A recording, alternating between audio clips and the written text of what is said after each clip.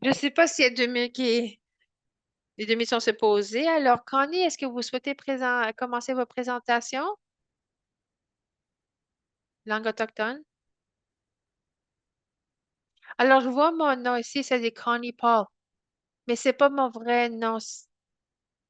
C'est mon nom colon. J'ai trois noms autochtones. Ça dépend de où je me trouve à Colombie-Britannique. Cela va informer mon nom. Alors, j'ai un nom de de la grand-mère, de ma arrière-grand-mère du côté maternel. Son nom, c'est Yaté, et je porte ce nom que mon arrière-grand-mère m'a octroyé. J'ai un deuxième nom de la mère de mon arrière-grand-père. C'est un nom Salish. Alors, je suis justement dans nos différentes cérémonies traditionnelles. J'utilise le nom Inuttavut.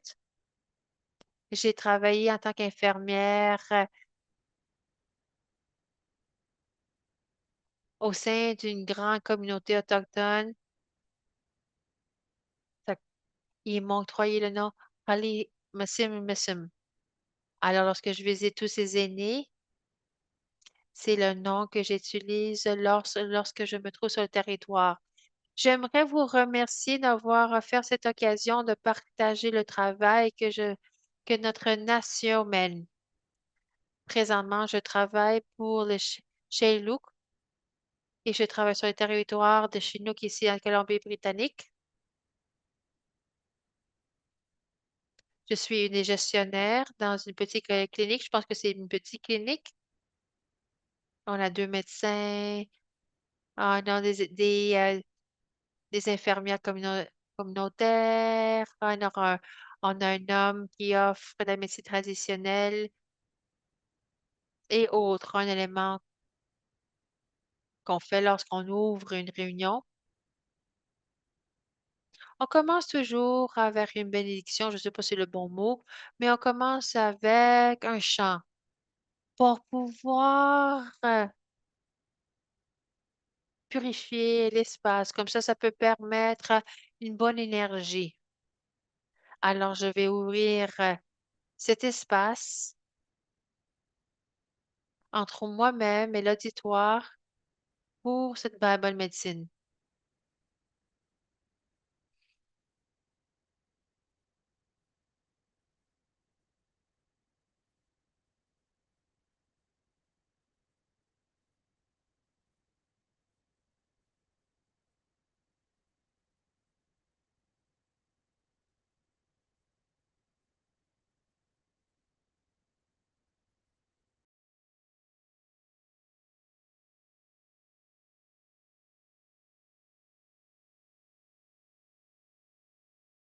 Merci, Créateur. Merci d'avoir rassemblé les individus aujourd'hui à cet cercle sacré. Monsieur, s'il vous plaît, le Créateur, prenez soin de nos aînés, nos enfants et tous ceux qui sont perdus pour qu'ils soient retournés chez eux. C'est important qu'ils sachent qu'ils sont aimés, ils ont leur place. Il y a beaucoup, mes créateurs, aider justement les enfants, les personnes vulnérables. Il y a beaucoup de troubles dans le monde. Prenez soin d'eux. Il y a de la guerre dans ce monde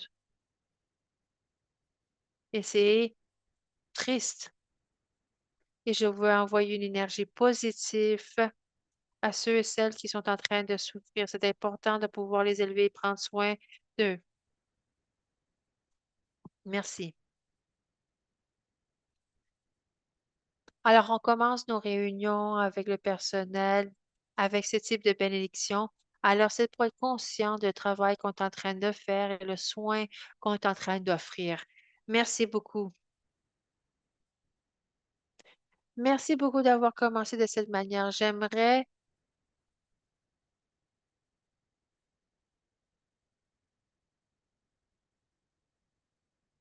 bâtir des ponts en différentes thématiques. Vous avez mentionné vos différents noms et comment votre nom est lié à la terre où vous vous trouvez. Et je crois que c'est un passé. quelque chose de vrai pour un grand nombre de migrants, des nouveaux arrivants, et notre nom change selon où on se trouve. Et je pense que ce lien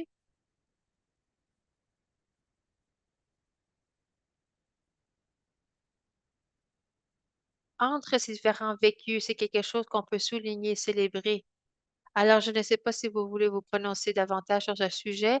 Est-ce que vous pouvez nous parler de d'autres liens que vous avez identifiés dans votre vie et dans votre parcours?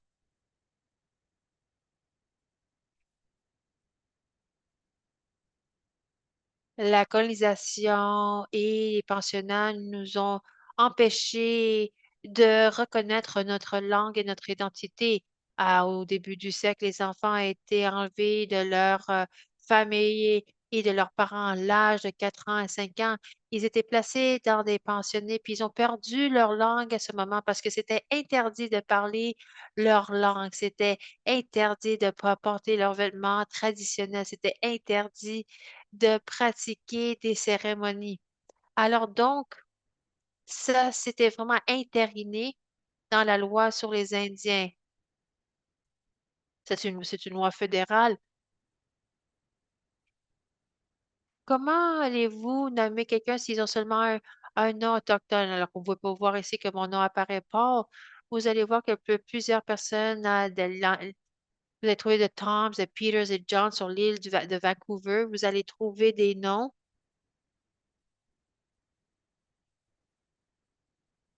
qui sont des noms de famille parce qu'ils n'ont pas des noms de colons. Alors, c'est ça qui s'est produit ici.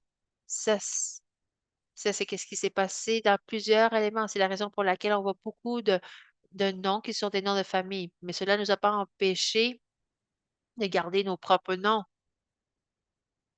Mais on ne les a pas utilisés dans le public et comme notre culture était interdite, c'est quelque chose qui était privé au sein des familles de la culture. Et je crois que c'est que vous allez trouver des jeunes, j'ai que des cousins qui ont, qui ont abandonné leur nom, qu'ils ont assumé l'autre nom. Alors, on voit justement, ça c'est mon nom autochtone, et on voit leur nom et c'est qui je suis.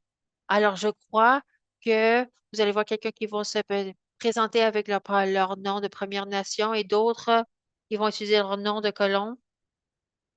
Et je pense qu'il y a cette renaissance d'identité, même sur la manière dont on s'identifie.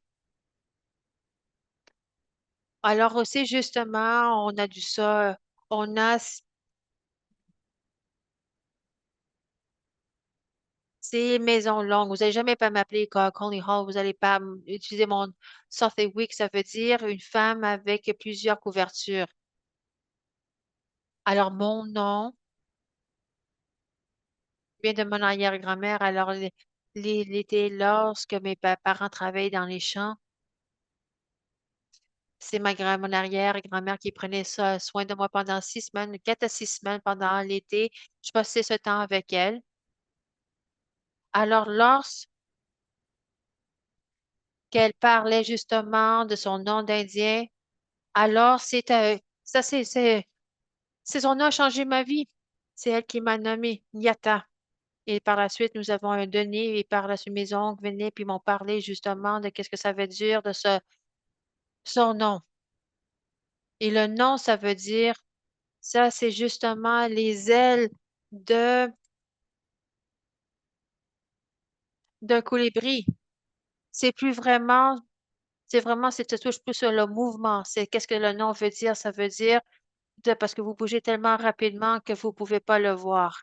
Ça, c'est vraiment cela. C'est le même nom peut être utilisé pour justement une feuille d'un d'un bouleau. Alors, c'est différentes couleurs de les deux côtés. Alors, lorsque le vent bouge à tout, l'arbre change toutes de couleurs et ma grand-mère me disait que c'est aussi votre nom. Alors, c'est vraiment une question de mouvement, ce nom. C'est un nom qui m'a été donné en cadeau.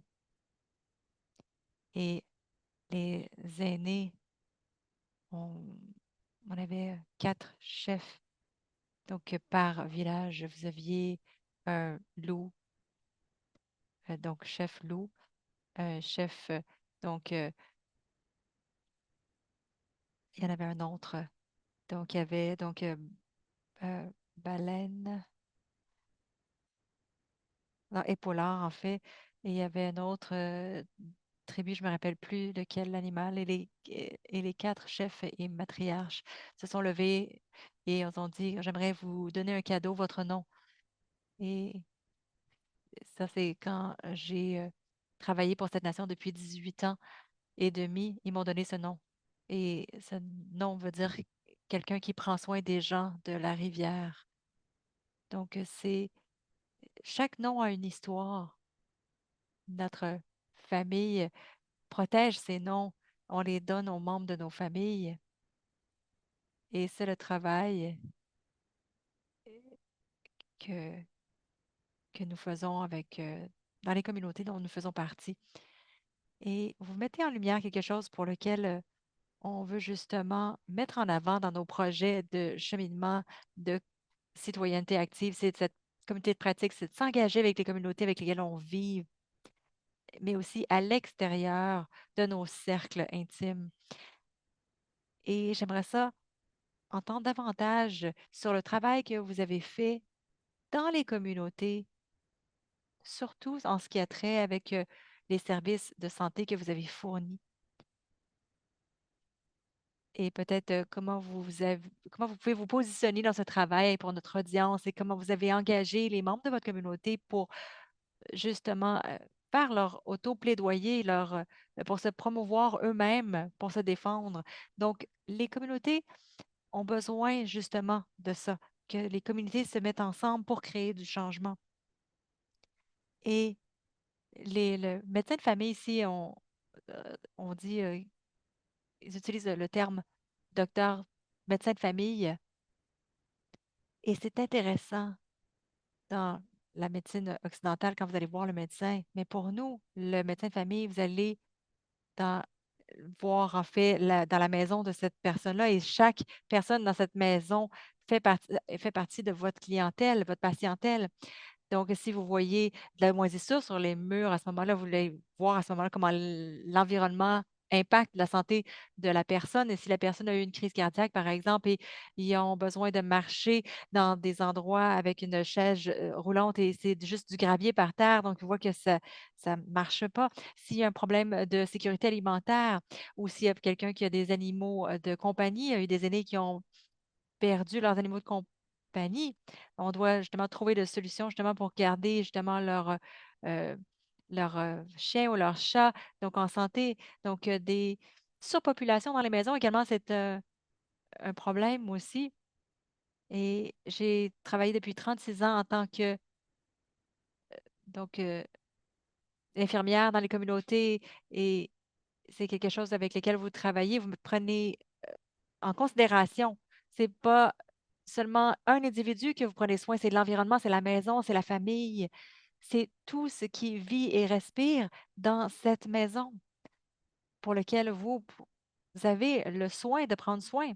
Donc, quand on parle justement des travailleurs alliés qui font du support, je dois, je dois leur dire, par exemple, j'ai besoin qu'il y ait un département de construction qui mette un rail pour quelqu'un qui, par exemple, a besoin d'un fauteuil roulant, mais que les portes sont construites trop étroites et que vous devez passer à travers cette porte. Vous devez trouver des façons et trouver le financement pour que cette porte soit élargie. Donc, vous êtes assis à des tables pour créer du changement. Si vous voulez construire des maisons pour dans 15 ans et 20 ans avec les capacités.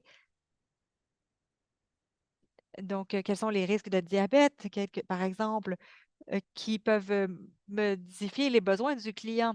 Donc, c'est important justement de s'asseoir avec le département du logement. En tant que gestionnaire, et, et on a des projets d'itinérance qui sont mis dans notre secteur de logement. Il y a deux membres de personnel qui travaillent là-dessus. Et ce projet a fait partie de comment créer la voie pour ceux qui Donc, parce on a 13 000 1300 personnes qui ne sont pas sur la réserve, qui ont des problèmes de logement. Donc, 33% de la population d'itinérants, ce sont des autochtones. Donc, quels sont les faits dont vous avez besoin? Vous avez besoin de comment ils peuvent avoir accès au traitement. Donc, si le traitement, comme Clairview, par exemple, peut avoir une semaine ou 2 semaines d'attente. Donc, vous devez trouver des façons pour faire un plaidoyer pour ces personnes à un niveau municipal pour dire qu'on a besoin de plus de, de, de- de soins pour nos membres de nos communautés qui souffrent d'addiction. Vous devez travailler avec la ville, vous travaillez avec les autorités des Premières Nations, vous travaillez avec le gouvernement provincial, euh, toutes les institutions de construction. On est super heureux que notre nation, et on est plein de gratitude justement qu'on a un chef qui fait un plaidoyer justement très fort pour le logement pour notre communauté et ceux qui sont les plus marginalisés. Je sais qu'ils ont signé un accord en 2021 avec le gouvernement fédéral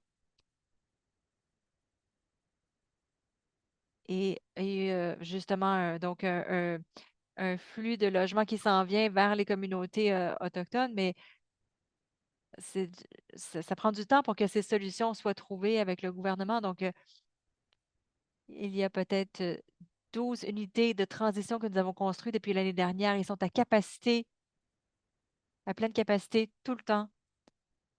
On a des logements également pour les jeunes mamans. On a 4 complexes pour les familles. On a des offres sur réserve qui doivent être construits sur Nicole Street. Donc, c'est ce qu'ils font. Donc, il y a des maisons McCall, il y a 2 à 3 ans d'attente pour entrer dans la construction autochtone. Donc, ça, c'est vraiment difficile pour nos jeunes familles. Il y a des groupes de plaidoyer également et on travaille avec eux. Et quelques membres de nos personnels également font ce plaidoyer. Si vous avez donc un risque de perdre un enfant, vous devez naviguer justement pour comprendre le langage dans le système de bien-être des enfants. Même, ils ont besoin de quelqu'un pour qu'ils se fassent expliquer la bureaucratie et qu'est-ce qui est prérequis pour eux pour pouvoir garder leurs enfants à la maison. On a donc un médecin pédiatrique qui vient.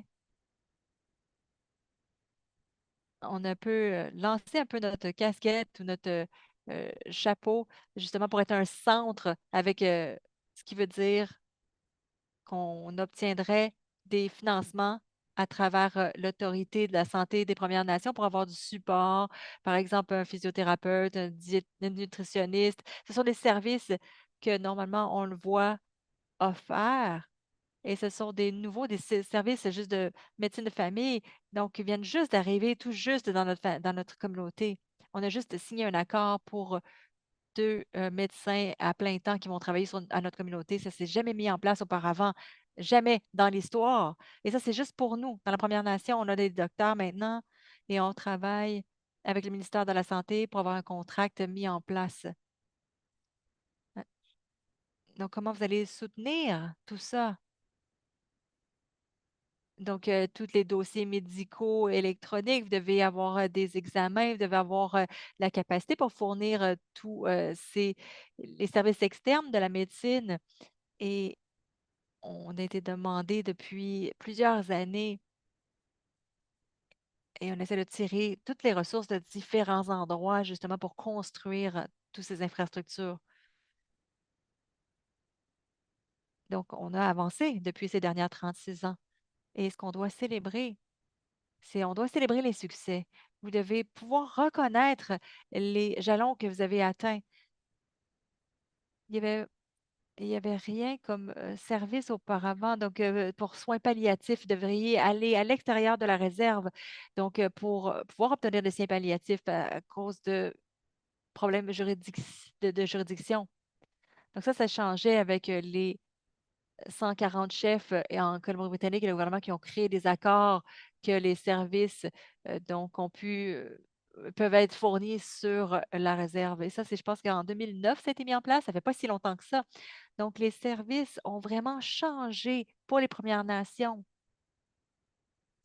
Ça s'améliore lentement, mais sûrement. Mais vous devez donc voir sur quelle table de concertation je dois m'asseoir pour pouvoir créer du changement. Et pour nous, quand ils ont dit on représente 33 euh, de l'itinérance au Canada, donc juste, donc ce qu'on doit faire, c'est juste aller à ce moment-là, peut-être porter un repas chaud à chaque semaine.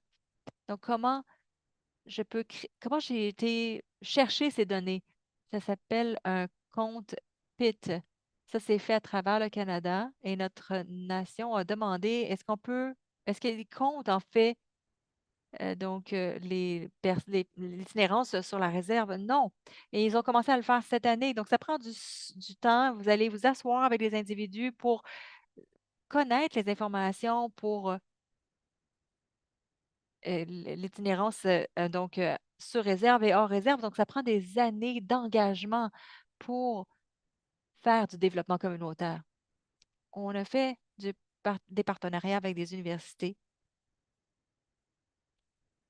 Donc, si vous savez ce qui s'est passé justement avec dans les pensionnats, beaucoup d'entre eux, en incluant ma mère et mon père a 11 ans, sans donc anesthésiant, a été amené dans une pièce, on l'a attaché et donc on lui l'a penché en arrière et on lui a enlevé toutes ses dents sans anesthésie. Donc beaucoup de nos membres de la communauté donc ont peur du système de santé. Ils ne font pas confiance aux dentistes. Donc quand vous avez cette histoire et ce traitement historique, vous devez reconstruire la confiance dans quand vous voyez que c'est opéré par les mêmes personnes. Oui, mais vous avez encore la pensée occidentale et vous devez trouver une façon de travailler avec ces personnes pour reconstruire cette confiance. Oui, donc je suis formée en médecine occidentale, mais je suis toujours humble et je suis toujours en fait, pardon, fait partie de ma communauté en premier. Donc, je veux fournir des services qui sont spécifiques pour nos besoins. Nous avons travaillé avec les universités justement pour poser ces questions. Quelles sont les conséquences quand tous mes parents et tous nos aînés se sont fait tous arracher leurs dents sans considération, sans anesthésie? Qu'est-ce qu'ils ont enseigné à leurs enfants? Et ça, c'est cet élément justement de traumatisme intergénérationnel. Comment on peut changer ça et comment changer ce narratif? Oui, ils ont tous eu les soins de dentée gratuits, mais si vous avez été élevé dans une maison où on vous a dit de ne jamais faire confiance à la médecine occidentale ou les dentistes, ils ne vont pas participer. Donc, vous devez construire et reconstruire la confiance dans cette communauté. Donc, ça, c'est vraiment un peu de ce travail qu'on a fait à travers les années, c'est de reconstruire la confiance avec nos membres de communauté pour qu'on puisse s- être autodéterminés dans notre santé. Et on a créé quelque chose pour nous qui s'appelle un modèle de un canot, un soin de un canot. Et ça, on voyage en utilisant le canot. Ça fait partie de notre communauté. Et je me rappelle de m'avoir assise avec certains de nos aînés. Et donc, on était dans un canot. Et quels sont les apprentissages à travers justement le tirer des canots? Donc, on avait comme donc, c'est la personne qui est à l'avant du bateau qui choisit la direction du bateau. Donc, la personne regarde justement qui est dans le bateau pour savoir à quelle vitesse on va et à quelle vitesse de changement on peut changer. Donc, c'est ce que la personne a réalisé à ce moment-là. Donc, dans le canot, donc dans le canot, c'est un cœur, un esprit. Donc, quand elle m'a dit ça, donc ça, c'est notre modèle de soins qu'on veut mettre en place.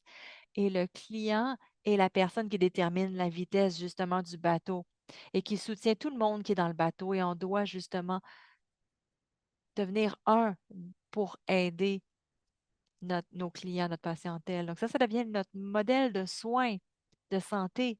Et ça se met en place dans l'autodétermination, dans l'auto-actualisation, la liberté de volonté euh, et l'autonomie de la clientèle. Et aussi, ça parle aussi de qui nous sommes en tant que nation. Nous sommes des personnes qui vivent sur des eaux salées. Donc, je veux peut-être revenir à quelques petites choses que vous avez mentionnées et, et vous avez tenté justement de faire des connexions justement sur les sujets que nous avons regardés et discutés à travers la journée. Surtout, vous avez parlé, là, donc, vous avez fait participer à la dernière partie de l'autre panel sur le logement, donc le manque d'accès au logement abordable pour les immigrants, migrants, les communautés de réfugiés et également les communautés autochtones pour de, desquels vous parlez aujourd'hui et l'élément dont vous avez parlé en termes de statistiques et des recherches qui ont été données pour vos données et les gens qui ne comptent pas. Nous avions eu quelqu'un, donc Gabriel, qui est venu nous parler, qui était un migrant, travailleur temporaire, qui parlait de son expérience qui n'est pas comptée justement dans le paysage du Canada. Et je me demandais, selon votre perspective, on voit des, si on voit des tendances similaires et comme on peut générer la solidarité à travers ces communautés pour, c'est pas juste du racisme systémique, mais c'est l'État systémique un peu en tant que tel. Du côté de la santé, on avait une étude qui avait été faite qui disait donc euh, en, en pleine vue. Donc, et le racisme est réel, on ne peut pas changer si on ne le reconnaît pas. Donc, ceux qui sont donc en position donc de changement. Donc, le mouvement de vérité et réconciliation, c'est une pratique gouvernementale et les tables qu'on voit donc au gouvernement sont en développement. Et c'est quoi déjà qu'on peut dire? C'est que les leaders vont toujours se positionner sous les arbres des graines qu'ils ont plantées. Donc là, on est en train de semer des graines et ces graines doivent être nourries. Et j'ai toujours dit aux infirmières, combien de temps vous allez être ici et pour combien de temps vous allez travailler pour les personnes ici, les communautés, parce que je sais que ça prend plusieurs années pour voir le fruit de ce dur labeur.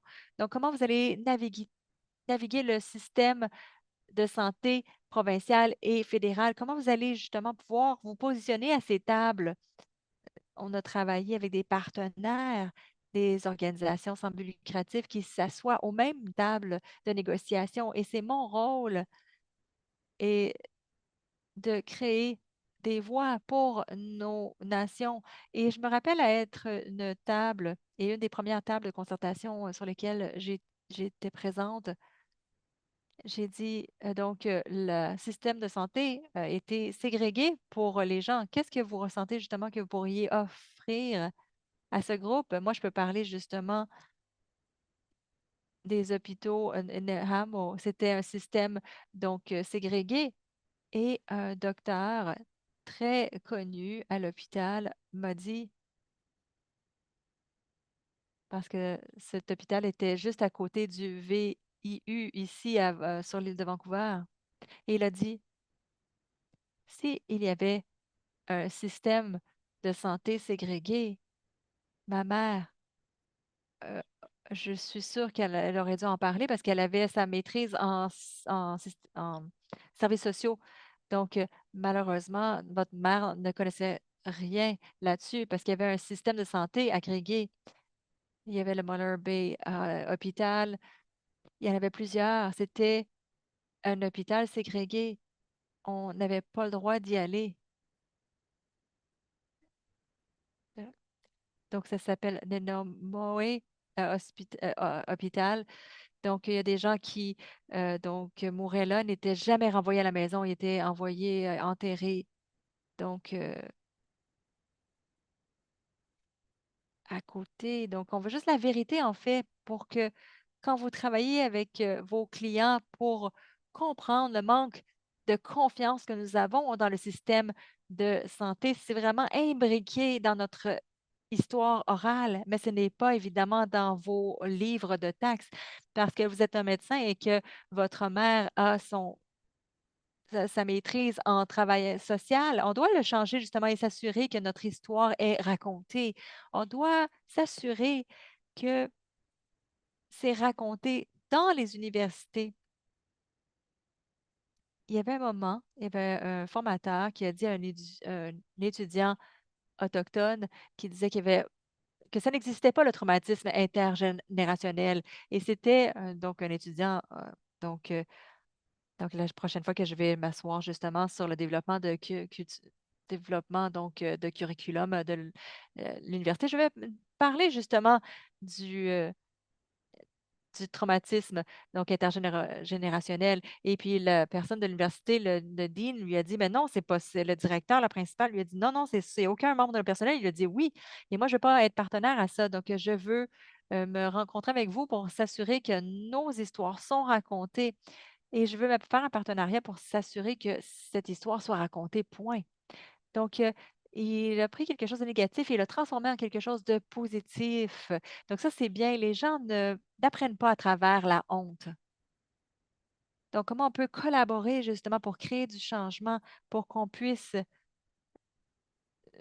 que tout le monde justement soit au courant et sans avoir une façon de se guérir ensemble sans se couvrir de honte. Donc, parce que j'ai suffisamment de familles brisées. Et je vais être la première personne à me lever pour me dire que l- l'abus sexuel, la négligence des enfants, la pauvreté, ou jeunes filles qui font des fugues. Donc, pour moi, c'est quand on parle de vérité et réconciliation, les gens pensent à pardonner le gouvernement. Non, je suis pas d'accord parce que la vérité et réconciliation, c'est en fait dans le fond, pardonner à mes parents, à mes grands-parents et qui ont, en fait, qui ont laissé les choses aller et qui n'ont rien pu faire et qui n'ont rien fait. Donc, j'ai été capable de dire, et ça, c'est la partie de notre peuple, on doit guérir en premier. Et si on peut guérir, ensuite, on peut justement se mettre dans un canot et inviter d'autres à ramer avec nous.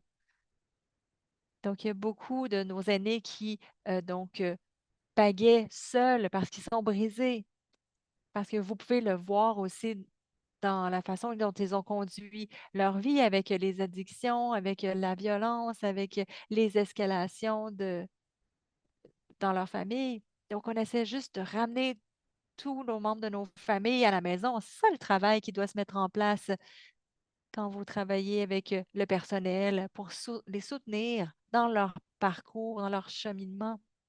Et je ne peux pas imaginer suffisamment ceux qui sont d'autres pays où il y a des traumatismes, où ils ont été blessés par leur pays, duquel ils se sont exilés, parce que moi, j'ai été blessée et on doit justement guérir cet enfant traumatisé. Et quand vous créez du changement qui provient d'un endroit de prendre soin les uns des autres plutôt que d'un emplacement de brisure. Et c'est un peu ça que je veux garder plus je vieillis. Quand je regarde à la personne plus jeune que j'étais auparavant, on peut bouger des montagnes et c'est juste d'essayer de trouver ce narratif et de guérir, en fait, se guérir soi-même en premier. Et moi, je me suis guérie en premier et j'ai été capable à ce moment-là de faire un plaidoyer positif. C'est ce qui a été mon expérience 36 ans plus tard.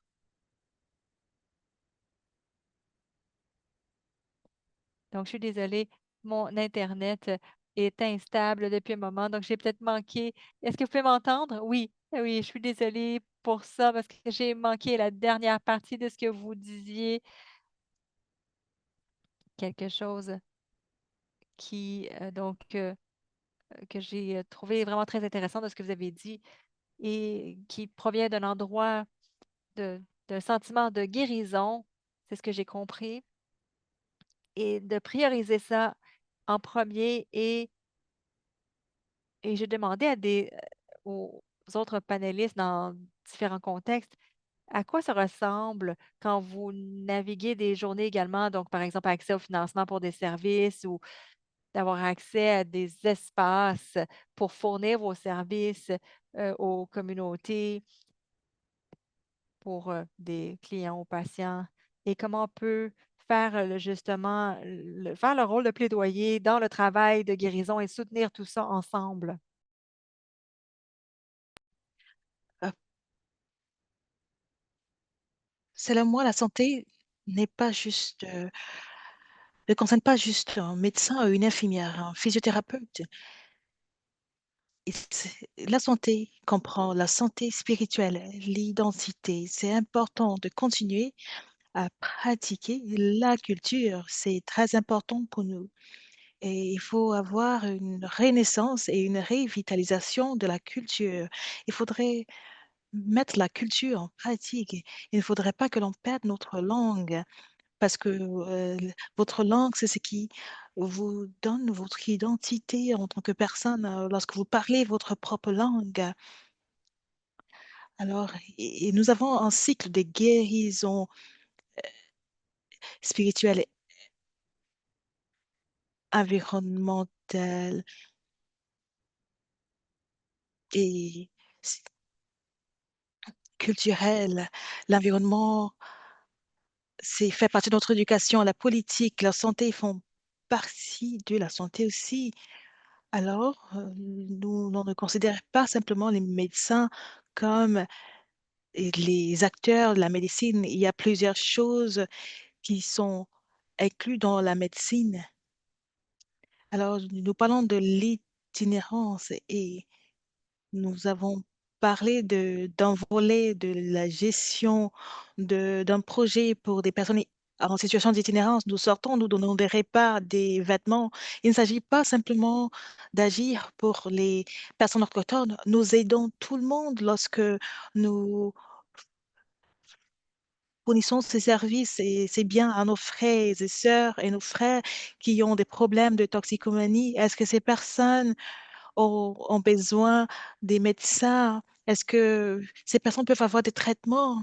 Nous acceptons des personnes et nous ne nous présentons pas avec les attentes. Lorsque le client est prêt et lorsque le client veut un changement, nous faisons ce que nous pouvons pour permettre à ces clients d'avoir accès aux services. Nous aiguillons la personne aux besoins. Il y a un département d'emploi pour quelqu'un qui a besoin d'un emploi, que ce soit les services des pédiatries, de médecine, de psychiatrie. Nous avons toutes ces choses. Nous avons aussi des conseils et des conseillers pour des personnes ayant des problèmes de santé mentale. Nous avons des travailleurs de la santé. Nous avons des praticiens et praticiennes de médecine traditionnelle. Alors, nous avons des médecins, mais nous avons aussi nos, nos gardiens de connaissances qui gardent notre connaissance et notre spiritualité. Cette personne pourrait dire l'Otiwav en anglais. Pousser quelqu'un, c'est ignorer la personne. Mais dans notre langue, pousser quelqu'un consiste à utiliser une plume ou une, des- la la cèdre pour enlever l'énergie négative.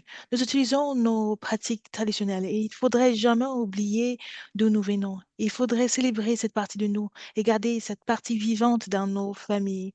Et cela rend vos enfants plus forts. Merci et je pense que nous savons dans le secteur 2 d'établissement comment les organisations seront spécifiques à certaines communautés, que ce soit des communautés ethniques, racialisées, des communautés religieuses, etc. Je pense que cette approche se rapproche à la disposition sur les mesures d'établissement. Je voudrais vous donner l'occasion de poser des questions, mais alors que nous permettons aux gens de poser les questions, j'aimerais vous demander,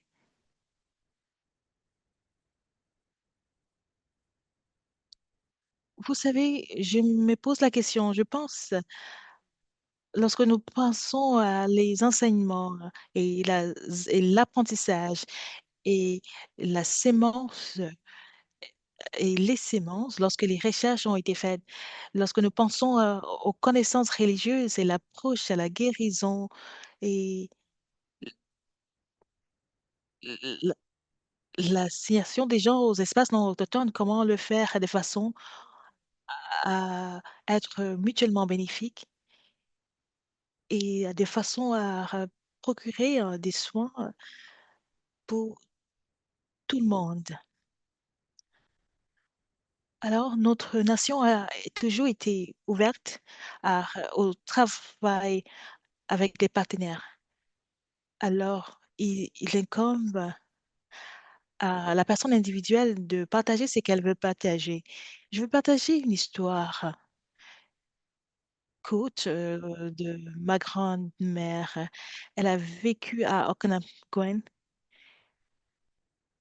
Elle n'aimait pas l'argent. Si vous vouliez son, c'est le travail, si vous voulez, ces articles qu'elle fabriquait, comme des vêtements, des, des collants et des gants, il fallait faire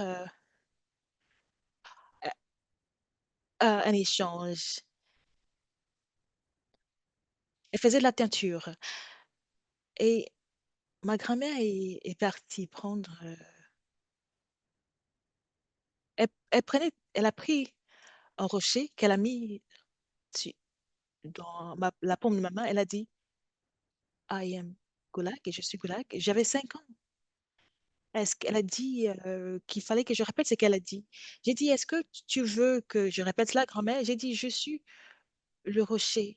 Elle m'a dit, il faudrait croire ici, je suis ce rocher. Et nous avons continué notre marche ce matin et elle a pris un, un morceau, un arbre et elle m'a donné cet arbre et elle a dit, je suis cet arbre. Il fallait que je répète, je l'ai fait. Et nous avons continué à marcher. Il y avait beaucoup d'arbres et il y avait cette, euh, cette cône qui était massif comme mon visage. Elle a dit, je suis cette cône. Et j'ai répété. Et vous savez, à 5 ans, on aime l'idée de pouvoir être n'importe quoi et de pouvoir tout. Et l'eau, alors on devient le papillon, on devient tout. Et dans l'après-midi, on a vu une source. Et j'ai dit, ma grand-mère, et j'ai dit, grand-mère, est-ce que je peux être l'eau? Elle a dit, vas-y. Je suis allée, il y avait une cour d'eau avait une profondeur d'environ 3 pouces, large d'environ 18 pouces. J'ai regardé ma grand-mère, j'ai dit, je suis l'eau, je suis l'eau. Elle a dit, oui, oui, tu es l'eau. Et vous savez, c'était un enseignement de ma grand-mère qu'elle m'a transmis lorsque j'avais 5 ans. Je ne l'ai jamais oublié. Vous savez, elle a dit, tu dois toujours te rappeler que tu n'es jamais en train de marcher sur la terre. Il faut jamais manquer de respect à la terre, parce que tu es la terre. Il faudrait avoir du respect pour toi. Et la nuit, il y avait une étoile. J'ai dit, grand-mère, je suis l'étoile, je suis l'étoile. Elle a dit, non, tu ne peux pas être l'étoile. Et j'ai dit, je ne peux pas être l'étoile. Comment se fait-il que je ne peux pas être l'étoile? Elle m'a dit, l'étoile, c'est tes ancêtres. Un jour, mon corps va rentrer à la terre et je serai de nouveau la terre. Mais ici, il y a mon esprit, mon âme. Et je vais devenir une étoile. Alors, lorsque vous vous sentez seul dans l'obscurité, lorsque tu te sens seul dans l'obscurité et tu te lèves, sache que je serai toujours là avec toi. C'est un enseignement. Faudrait jamais oublier ces enseignements. Et il y aura toujours des aînés qui vont partager des bons enseignements.